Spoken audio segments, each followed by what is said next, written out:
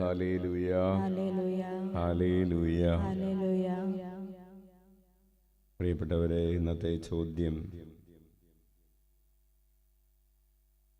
നിന്റെ ആഗ്രഹങ്ങളെ നിയന്ത്രിക്കുന്നത് ആരാണ്? ചോദ്യം ആവർത്തിക്കാം. നിന്റെ ആഗ്രഹങ്ങളെ അല്ലെങ്കിൽ നിന്റെ ആവശ്യങ്ങളെ ആരാണ് നിയന്ത്രിക്കുന്നത്? ആരാണ് ചരട് വലിക്കുന്നത്? ചോദ്യത്തിൻ്റെ പശ്ചാത്തലം ഇതാണ്. നമ്മൾ വായിച്ചു കേട്ടു, ഇന്ന് വിശുദ്ധ സ്നാപക യോഹന്നാൻ്റെ മരണത്തിരുന്നാൾ, രക്തസാക്ഷിത്വ തിരുനാളാണ്. ഒരു ഡാൻസ് കളിച്ചതിന് ഒരു പെൺകുട്ടിക്ക് ഒരു രാജാവ് വലിയൊരു ഓഫർ കൊടുത്തു. എല്ലാം മൊബൈൽ ഫോൺ മേടിച്ചു കൊടുക്കാമെന്ന് പറഞ്ഞാൽ മതിയായിരുന്നു. അതിന് പകരം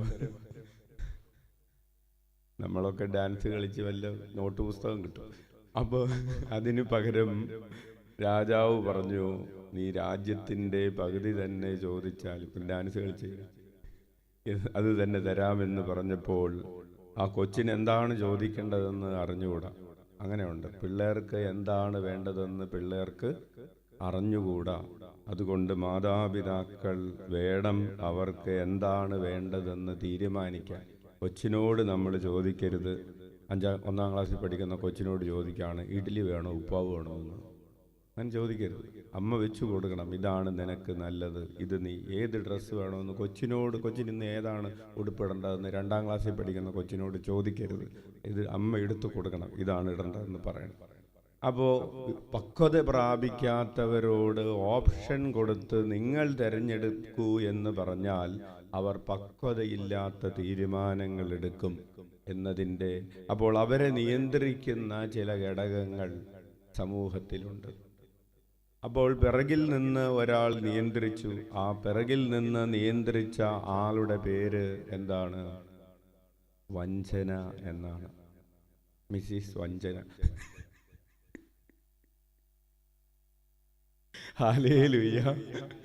അപ്പോൾ ഈ മിസ്സിസ് വഞ്ചനയും മിസ്റ്റർ അഹങ്കാരവും ഒക്കെ കൂടി, പിന്നെ സ്വാർത്ഥത, മിസ്റ്റർ സെൽഫിഷ്നെസ്, ഇവരെല്ലാവരും കൂടി, മിസ്റ്റർ ജഡികാസക്തി, ഇവരെല്ലാവരും കൂടി ഈ കൊച്ചിനെ നിയന്ത്രിച്ചിട്ട് കൊച്ചു പറഞ്ഞു, എനിക്ക് സ്നാപക യോഹന്നാൻ്റെ തല, ഈ കൊച്ചിന് ഇത് കിട്ടിയിട്ട് എന്ത് ചെയ്യാനാണെന്ന് കൊച്ചിന് അറിഞ്ഞുകൂടാ.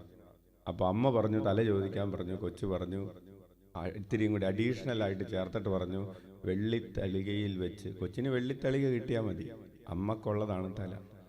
ഹല്ലേലൂയ. അപ്പോൾ ചോദ്യം ഇതാണ്, അവരുടെ കാര്യം അവിടെ നിൽക്കട്ടെ. ഇന്ന് എൻ്റെ ആഗ്രഹങ്ങളെ, എനിക്കും ആഗ്രഹങ്ങളുണ്ട്, എനിക്കും ചില ചിന്തകൾ, ആഗ്രഹങ്ങളാകാം, ദുരാഗ്രഹങ്ങളാകാം. നമ്മുടെ ഹൃദയത്തിൽ നിന്ന് ഉയർന്നു വരുന്ന ആഗ്രഹങ്ങളുടെ പിറകിൽ ചരട് വലിച്ചുകൊണ്ടിരിക്കുന്നത് ഈ ലോകത്തിൻ്റെ മോഹങ്ങളാണോ? ഈ ലോകത്തിൻ്റെ പാപങ്ങളാണോ? ഈ ലോകത്തിൻ്റെ തിന്മകളാണോ? എൻ്റെ തന്നെ പക്വതക്കുറവുകളാണോ?